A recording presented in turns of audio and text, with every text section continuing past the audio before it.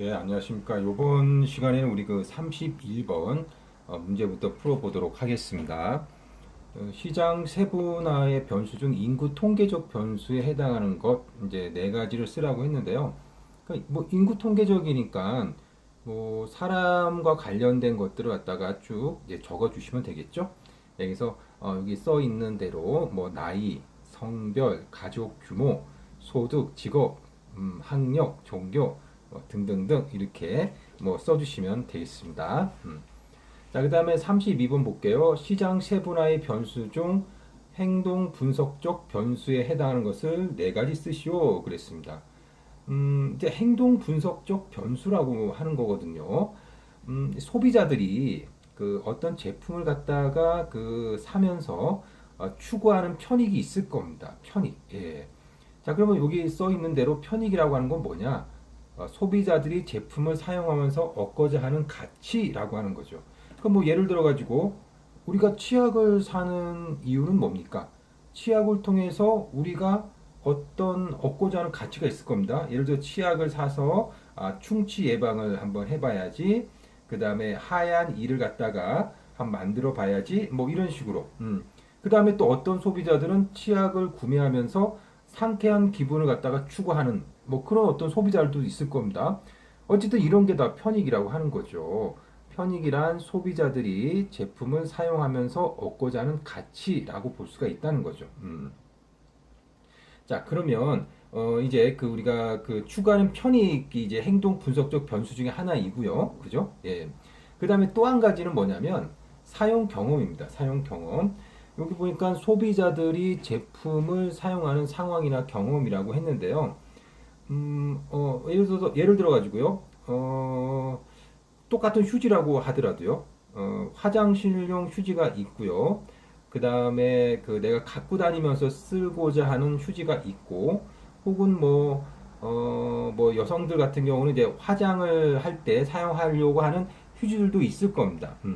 그러면 그 제품을 갖다가 어떤 상황에 따라 가지고 내가 써 보니까 괜찮더라 라고 하는 거, 뭐 이런 것들이 바로 이제 사용 경험이라고 볼 수가 있겠습니다. 그 다음에 이제 사용량입니다. 뭐 사용량은 뭐, 예, 양이죠. 그죠? 예. 예, 대량 소비자가 있을 수 있고 소량 소비자가 있을 수 있겠죠.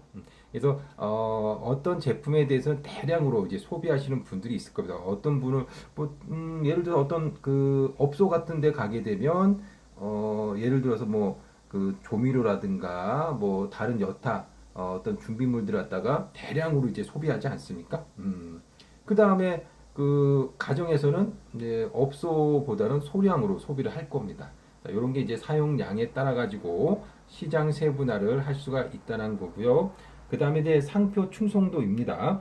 브랜드 충성도에 따라 자사 브랜드 선호 집단과 경쟁 브랜드 선호 집단으로 구분한다라고 우리가 할 수가 있겠습니다. 그래서 그 우리 회사를 좋아하는 어떤 집단이 있을 거고요. 우리 회사보다는 다른 회사 브랜드를 좋아하는 집단이 있는데 이거에 따라 가지고 시장을 세분화할 수가 있다라는 거죠. 그 다음에 그 32번에 제가 이렇게 네 가지를 이렇게 써놨는데 그 옆에 그 밑에 보시게 되면요. 그 답이 이게 써져 있습니다. 그래서 1번이 추가하는 편익, 그 다음에 사용 경험, 그 다음에 사용량, 요거 제가 설명드렸는데 구매 준비 단계는 이제 설명 안 드렸습니다.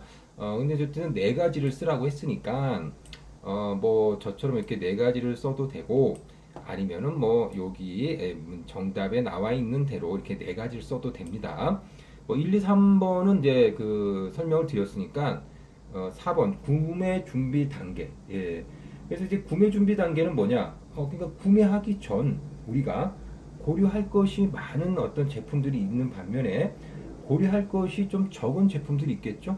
뭐 고려할 것이 많은 제품들을 한마디로 이야기한다면 뭐 고관여 제품이라고 볼 수가 있겠고, 그 다음에 고려할 것이 좀 적으면은 뭐 저관여 제품이라고 볼 수가 있겠습니다. 그래서 그 이런 것들이 바로 이제 행동 분석적 변수에 따라 가지고요 우리가 시장을 세분하는 방법이라고 할 수가 있겠습니다. 자, 그 다음에 이제 33번을 보도록 하겠습니다. 그 33번 보니까 제품을 반복적으로 구매하고 다른 사람들에게 상품을 추천하는 고객, 이런 거 우리는 이제 충성 고객이라고 하죠. 여기서 어떤 기업이든지 간에 자사 브랜드의 충성심을 보이는 고객들이 많으면 많을수록 아무래도 그 기업 입장에서는 좋다라고 볼 수가 있겠습니다.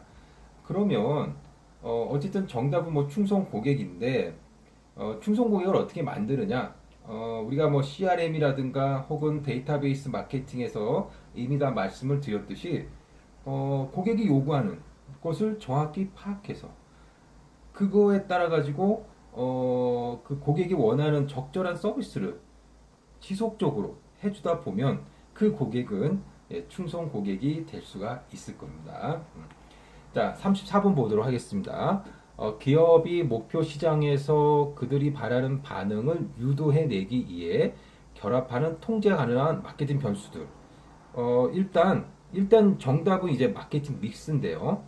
그 기업 여기 보시면 문제에서 목표 시장에서 그러니까는 우리가 이제 그 STP 전략에 따라 가지고요. 시장을 세분화하죠. 그런 다음에 목표 시장을 선정을 할 겁니다. 목표 시장을 선정을 하고요. 그러면 목표 시장에서 기업이 우리 회사 제품이 소비자들이 좀 우리 회사 제품에 대해서 가지고 좀 싶어하는 어떤 이미지가 있을 겁니다. 그래서 우리 회사 제품을 보면 소비자들이 저 제품 저런 거구나. 뭐 이렇게 좀 생각이 나게끔 하고 싶다는 거죠. 이게 바로 이제 포지셔닝이고요. 이러한 포지셔닝을 소비자들의 마음속에 구체적으로 구현해내기 위한 실질적인 어떤 마케팅 프로그램이 바로 마케팅 믹스라고 보실 수가 있다라는 겁니다.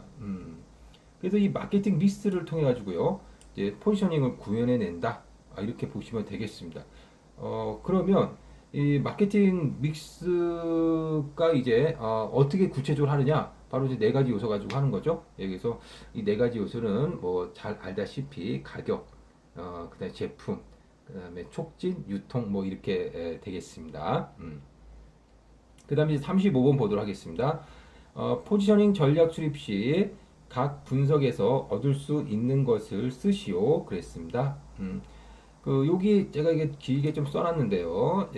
얻을 수 있는 것들이 이제 몇 가지가 있습니다. 거기 보시게 되면 포지셔닝 전략을 수립하기 위해서는 시장 분석을 하고 경쟁 제품의 포지션을 분석하고 자사 제품의 포지션을 분석한 후 포지션을 개발하고 실행하면 된다라는 겁니다. 자, 그래서 그 포지션 전략을 수립하는 어떤 절차에 대해서 지금 이렇게 좀 쭉 설명을 하고 있다라고 볼 수가 있겠습니다. 자, 그 다음 한번 읽어볼까요? 시장 분석을 통해 얻을 수 있는 것이 있는데 그 표적 시장 내 소비자를 분석하고 확인할 수 있다는 거고 소비자 욕구를 파악할 수 있다는 거고 그 다음에 세분 시장의 크기와 잠재력 경쟁자를 규명할 수 있다 이렇게 볼 수가 있겠습니다. 자, 그래서 우리가 포지셔닝의 어떤 그 전략을 우리가 보게 되면 포지셔닝 그 전략이라고 하는 것은요 어쨌든 간에 이제 마케팅이라고 하는 것은요 그 제품 그 자체를 가지고 이제 싸운다기보다는 그 소비자 인식의 싸움이라고 볼 수가 있습니다. 그래서 소비자들은 그들이 믿는 대로 이렇게 구매를 하는 경향이 있다는 거죠. 예를 들어서 코카콜라보다는 펩시콜라가 더 맛있게 나왔지만 소비자들의 인식 속에는 콜라 하면 그래도 코카콜라지 라는 인식이 있기 때문에 콜라를 구매할 때는 이왕이면 코카콜라를 구매하게 된다는 겁니다. 뭐 이런 어떤 그 부분이 있기 때문에 기업 내에서 이제 포지셔닝 전략이 굉장히 중요하다라고 볼 수가 있겠죠. 자, 그러면 포지셔닝을 어떤 식으로 이제 그 전략을 수립하느냐? 아까 방금 제가 읽어봤듯이 요 순서대로 여러분들이 하시면 되겠습니다. 포지셔닝 전략을 수립하기 위해서는요, 먼저 그 시장을 분석하고요, 시장을 분석하고, 그러니까는 뭐 시장 분석한다는 것은 그 소비자들을 분석하고 그 다음에 경쟁자도 어떤 경쟁자가 있는지도 좀 확인하고 뭐 그런 거겠죠. 그런 다음에 경쟁 제품은 어떠한 포지션을 가지고 있는지를 갖다가 분석하고 쟤는 뭐 저런 어떤 포지션을 갖고 있구나 뭐 이렇게 그러고 난 다음에 아 우리 회사 제품은 그러면 이런 식으로 하면 되겠구나라는 겁니다.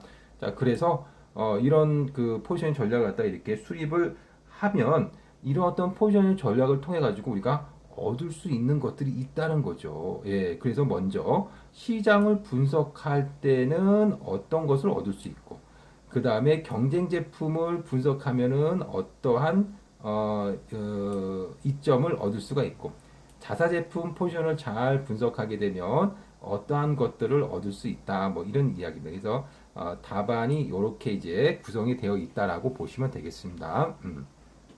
그래서 시장을 분석하게 되면 얻을 수 있는 것은 뭐 표적 시장 내 소비자를 분석하기하고 소비자 욕구를 파악하고 세분 생각의 잠재 뭐 이런 것들이 있고 그다음에 경쟁 제품의 포지션을 분석하게 되면은 경쟁 제품의 이미지와 장단점을 파악하고 경쟁사의 브랜드 이미지 및 상대적인 위치를 파악할 수 있고 그 다음에 자사 제품의 포지션은 자사 제품의 시장 위치를 분석하고 현재 포지션의 장단점을 분석하고 뭐 이런 것들입니다. 그래서 그래서 이것들 쓰라고 이제 나와 있는데